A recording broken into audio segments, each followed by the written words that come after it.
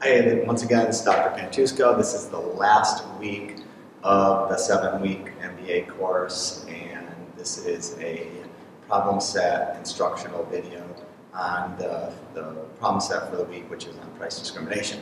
So let's get started. The price discrimination model is there's 3 different stages or degrees of price discrimination.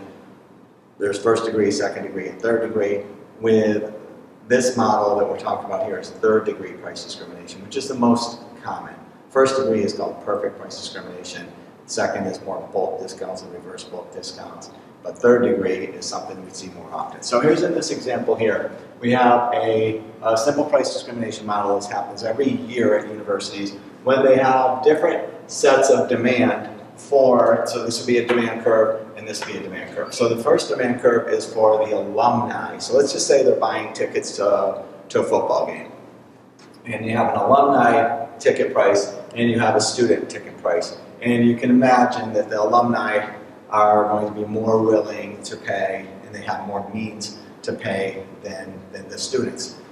But in each case, what the university wants to do is they want to maximize their profits given the constraints that they have, and given the fact that if they want to have one ticket price for each of these. Okay, so in your question, there's 2 different parts. In part 1, you have to figure out the price that they would charge the alumni, the price that they would charge the students. And then part 2 is you say what if they only charge one price, and you figure out the profits and all that. And so let's walk through at least the harder part of the question. And this is an example that's a little bit different, but it's very comparable to what you have. So first one, we're going to say, all right, well, what price are they going to charge the alumni? So it's P times 2. So we want to figure out the total revenue.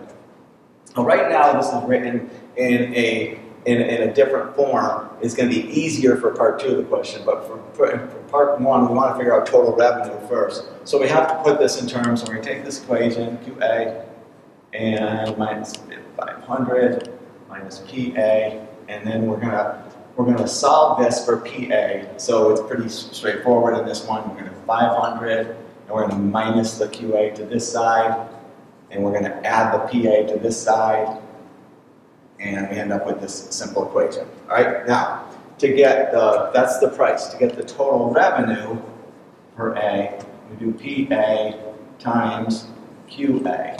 So we're going to take this equation here and multiply this whole thing by QA. And so on this side, PA times QA, that's total revenue for A. And then 500 times QA is 500 QA. And QA times QA is QA squared. And that's our total revenue. Just remember, to maximize profit, we're going to do MR, we need MR equals MC.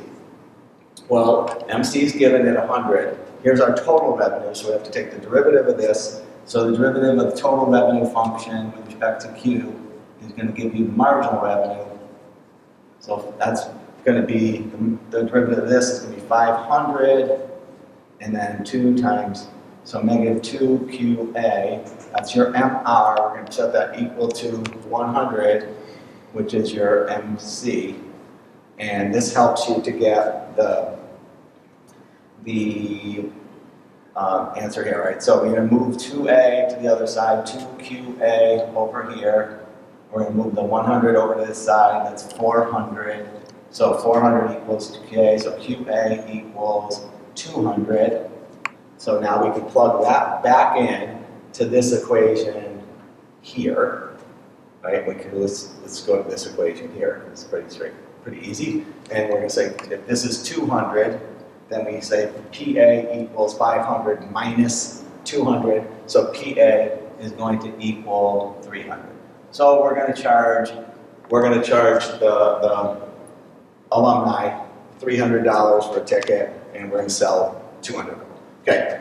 Now we're going to do the same thing for the students and go through the same process. It's going to be a little bit more mathy, and so QS is equal to 800 minus 4ES, and then we go through the same process. And I'm not going to go through all that because it's the same type of math, but we're going to end up with a different price and different quantity, and I think the answer was 150, I think the price comes out to be student pay like 150, and the Q there is also 200, but I'm not 100% sure on that. All right, so that's, but you're gonna get some answer like this, okay? So students would end up paying a lower price than the alumni, and the tickets, they sell half to each, and that's the start of it. Then you can plug this number in since you know the marginal cost, and then you can just say, this costs $100 per seat, and you just multiply that. It's going to be your marginal cost. If in this case, your average cost is equal to your marginal cost,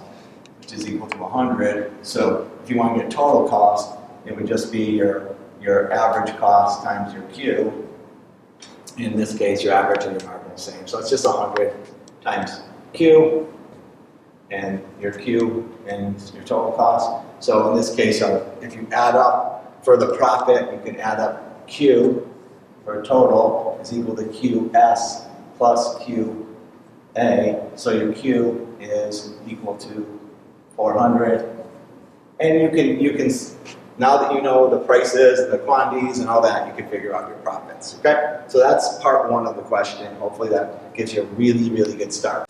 So the second part of the question is going to be what happens if the company only charges one price? In other words, what if they're not price discriminators and they have to charge the price that maximizes their profit? So they're going to go to where MR equals MC again. And in this case, PA and PS are the same, so we don't have to distinguish them being differently, so they're just going to both be P. So you just write these up. You can say, all right, these QA will be this and QS will be this, but if you do QA plus QS, that's going to give you your Q total. So we just add these up, it'll be 1,300 minus 5 P, just P, right?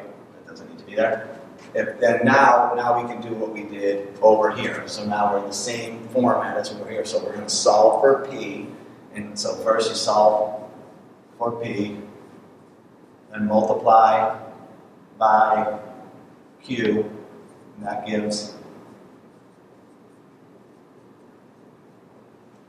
you TI. All right, and then we're back to that stage here. Okay, so that's the same process, but in this case, we're going to end up with 1P, and I'm guessing it'll be somewhere between the 150 and 300. So you're going to end up with 1P and 1Q, and hopefully that'll work out for you. All right, that's all for this video, and if you have any questions, you know where to find me.